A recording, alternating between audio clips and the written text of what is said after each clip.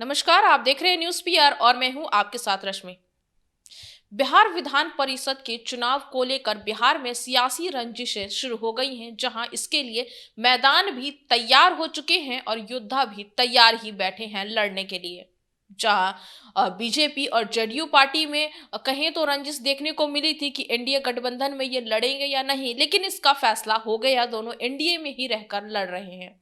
वहीं महागठबंधन में भी यही देखने को मिल रहा था कि ये दोनों एक साथ चुनाव लड़ेंगे या नहीं, लेकिन आखिरकार इन दोनों ने अलग अलग चुनाव लड़ने का फैसला लिया। जहां आरजेडी ने ये ऐलान किया कि वो अकेले ही चुनाव लड़ेगी, तो कांग्रेस ने भी वही कहा कि हम आरजेडी के पास भीख मांगने नहीं जाएंगे, हम भी अकेले चुनाव लड़ने की हिम्मत रखते हैं। जहां आरजेडी पार्टी ने अपने उम्मीदवारों की लिस्ट जारी कर दी है। कुल 21 उम्मीदवारों की लिस्ट जारी हुई है, लेकिन अभी भी 3 सीटों पर उम्मीदवारों की नाम जो है वो घोषित नहीं किए गए हैं। उम्मीदवारों के नाम नहीं बताए गए हैं कि उन 3 सीटों पर कौन लड़ेगा। इन 3 सीटों को लेकर अभी भी सस्पेंस बना हुआ है कि आखिर इन 3 सीटों की घोषणा क्यों नहीं हुई, कि आखिर इन 3 सीटों पे कौन से उम्मीदवार चुनाव लड़ रहे हैं। वहीं आरजेडी पार्टी से दिए गए इतने बड़े कहें धोखे के कारण कांग्रेस को बहुत बड़ा झटका लगा है। जहां कांग्रेस अब तक ये मान के चल रही थी कि वो आरजेडी के साथ बिहार में चुनाव लड़ेगी, जिससे कहीं ना कहीं कांग्रेस को बहुत बड़ा फायदा तो होने ही वाला था, जिस कारण कांग्रेस को बहुत बड़ा झटका तो लगा ही है। लेकिन अब कांग्रेस खुद को संभालने में भी लगी है। ऐसा बताया जा रहा है कि कांग्रेस अब अपने प्लान बी को एक्टिव करने में लगी है और सूत्रों के अनुसार ये भी खबर आ रही है कि अगले हफ्ते तक कांग्रेस अपने उम्मीदवारों की जो नाम है उसकी घोषणा कर देगी। 20 फरवरी से पहले कांग्रेस अपने उम्मीदवारों की लिस्ट जो है वो जारी कर सकती है।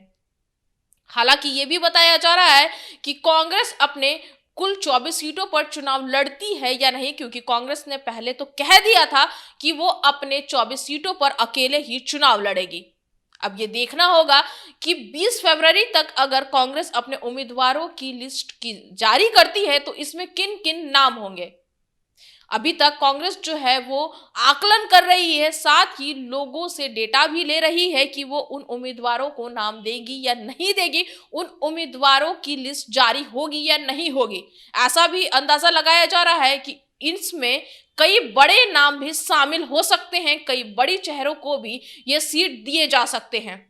बिहार में अभी कांग्रेस को लेकर कहें तो कई अटकलें लगाई जा रही हैं कि आखिर कांग्रेस किन किन को टिकट देगी और इन सीटों पर कौन बड़े चेहरे होंगे, क्योंकि अभी भी संशय बना हुआ है कि कांग्रेस पार्टी क्या नया खेल करने जा रही है। क्योंकि आरजेडी पार्टी से मिले झटके के कारण अब कांग्रेस बस खुद को संभालने में लगी है। हालांकि कांग्रेस में दो लोग कहें तो कांग्रेस में 2 लोग जो है वो 2 गुट बनाए हुए हैं। एक लोगों का मानना है कि कांग्रेस को आरजेडी के साथ ही चुनाव लड़ना चाहिए था और वो इस पे सहमत है, लेकिन दूसरा गुट ये मानता है कि कांग्रेस को अकेले ही चुनाव लड़ना चाहिए, क्योंकि कांग्रेस किसी के भी आगे झुकेगी नहीं। क्योंकि आरजेडी का रवैया सभी के सामने है कि किस तरीके से आरजेडी ने कांग्रेस के साथ बर्ताव किया। कांग्रेस ने कोई भी मौका नहीं छोड़ा था आरजेडी को मनाने का। जहां कांग्रेस ने दिल्ली में लालू प्रसाद यादव से मुलाकात करने की कोशिश की, तेजस्वी यादव से बात करने की कोशिश की कि शायद बात करने से यह मामला सुलझ जाए और कांग्रेस और आरजेडी बिहार में एक साथ चुनाव लड़े, लेकिन उनका ये जो कहें जो मंशा थी उनकी ये पूरी नहीं हो पाई। दिल्ली में उनकी लालू यादव से मुलाकात नहीं हो पाई और न ही इस पे कोई भी चर्चा हुई और न ही इस पे कोई फैसला हो पाया, जिसके बाद आखिरकार आरजेडी ने अकेले चुनाव लड़ने का फैसला लिया। अब ये देखना होगा कि अगले हफ्ते कांग्रेस अगर अपने उम्मीदवारों की लिस्ट जारी करती है तो इनमें कौन बड़े चेहरे होंगे और आरजेडी पर इसका क्या असर पड़ेगा। आगे इसी तरह के खबरों के लिए बने रहे हमारे साथ और हमारे चैनल को लाइक शेयर और सब्सक्राइब जरूर करें। साथ ही हमारे फेसबुक पेज को फॉलो करें। धन्यवाद।